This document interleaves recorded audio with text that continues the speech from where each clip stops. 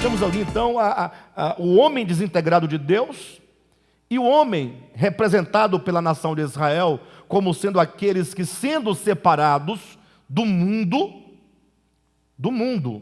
como do mundo?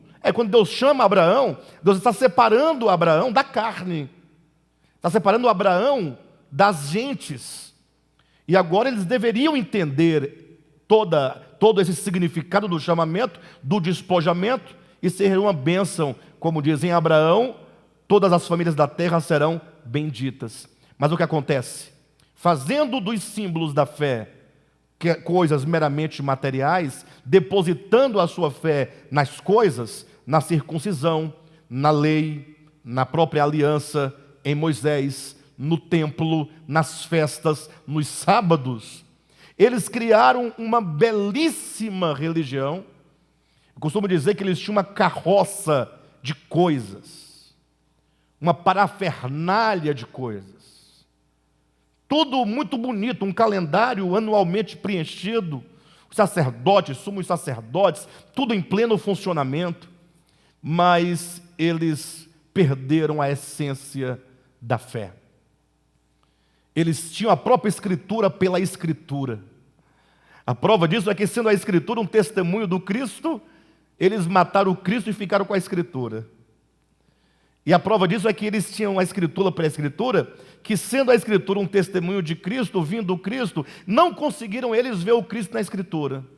E o desafio que eu faço para todos os cristãos, não poderia fazê-lo para um judeu, nem para um messiânico, porque eles não creem no Novo Testamento, mas o desafio seria o seguinte: por que será que eles não conseguiam ver no Antigo Testamento o Cristo de Deus? E você que é cristão, você diz que consegue ver, né? Fala, não, por causa da revelação do Novo Testamento.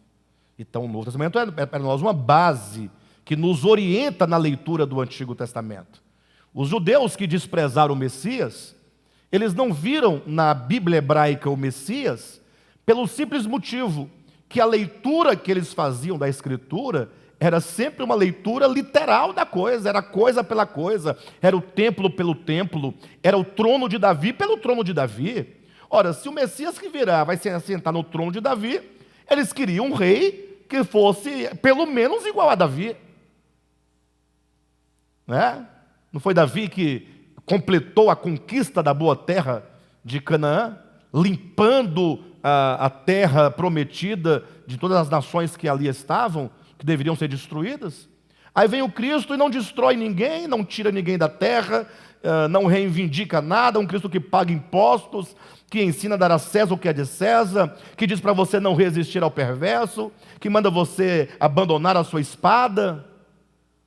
Aí, que ao invés de trazer a sustentação material e literal da lei, fazia tudo o contrário. A lei dizia, não pode tocar em leproso, ele tocava. Se uma mulher, estando menstruada, se assentasse numa cadeira do templo, no local do templo, aquela cadeira ficaria imunda por 7 dias. Vem Cristo e se permite tocar por uma mulher que está com fluxo de sangue, que tocava nos cadáveres para ressuscitá-los, que comia no meio dos pecadores, que não fazia nenhuma distinção da que a lei fazia, porque a lei a tudo estratificava, a tudo separava.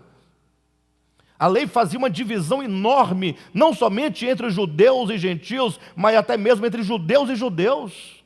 Aí vem Cristo e vai rompendo tudo, porque a leitura que Cristo tem da Bíblia hebraica é uma leitura orgânica. Ele consegue perceber a essência e o significado de cada coisa. Davi, no seu tempo, fez também uma leitura orgânica da Escritura em alguns momentos. Ora, quando ele entra no templo, ele não lhe era permitido entrar no templo, ele entra e tem mais, e diz Jesus, fica sem culpa. E ele come os pães da preposição e fica sem culpa.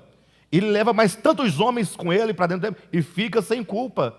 Por quê? Porque ele tinha uma visão da organicidade, ele entendia, esse templo não pode ser tudo o que dizem que ele é, ele pode sim representar uma cobertura de graça, e sobre essa graça eu estou, e quem está sobre a graça verdadeira, em realidade de Deus, pode entrar no templo, mesmo que a lei não lhe permita, porque o templo só significa essa graça maior na qual eu já estou. Você entende a leitura que ele fazia?